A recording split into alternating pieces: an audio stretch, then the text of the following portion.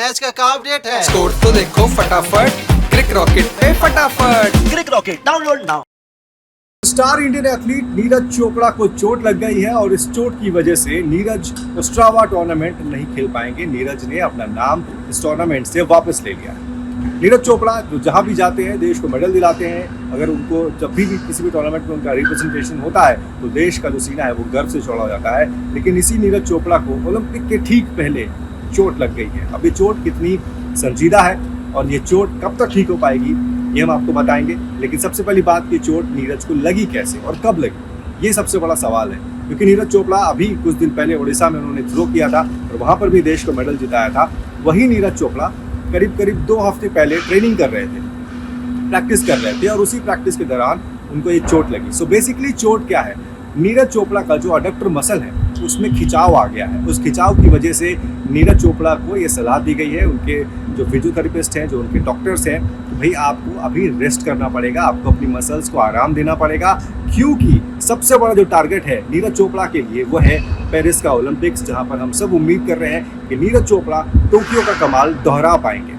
अच्छा, नीरज के ऊपर क्योंकि एक चीज़ ये भी होती है कि जहाँ भी वो जाते हैं देश की नज़रें उनके ऊपर में होती हैं, बल्कि पूरे जो भी हमारा स्पोर्टिंग वर्ल्ड है उसकी नज़रें होती हैं। नीरज चोपड़ा एक ऐसा नाम बनकर उभर आए हैं कि मेडल से कम पे वो मानते नहीं हैं। तो यहाँ अब उनका चलेगा रिकवरी, अब उनका चलेगा रिहैब।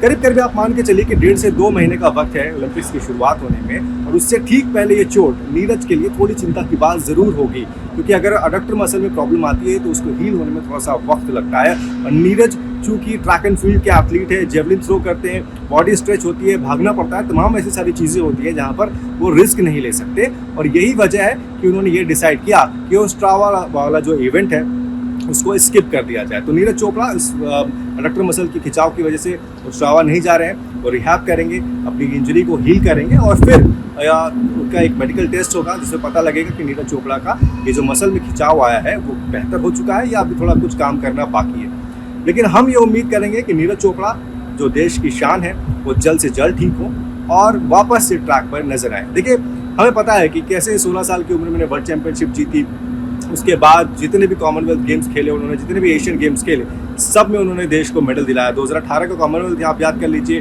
2018 का एशियन गेम्स याद कर लीजिए, हर जगह उनका गोल्ड मेडल। उसके बाद सबसे बड़ी जो अचीवमेंट नीरज चोपड़ा के करियर की और देश के लिए भी वो टोक्यो ओलंपिक्स थी। तो ओलंपिक्स टू ओलंपिक्स अगर देखा जाए तो उसके बीच में भी बड़े इवेंट जो है वो नीरज चोपड़ा ने जीते हैं। अब बारी है पेरिस ओलंपिक्स की। हम उम्मीद करते हैं कि नीरज चोपड़ा इस ओलंपिक्स की शुरुआत के पहले बिल्कुल ठीक हो, अच्छे शेप में हो, ताकि वो जाए पेरिस और देश को एक और मेडल दिला पाए। तो ऐसी तमाम और भी अपडेट के लिए आप प्लीज़ स्पोर्ट्स को सब्सक्राइब करिए, हमारा एप्लीकेशन डाउनलोड करिए और फिलहाल के लिए आप मुझे इजाज़त दीजिए।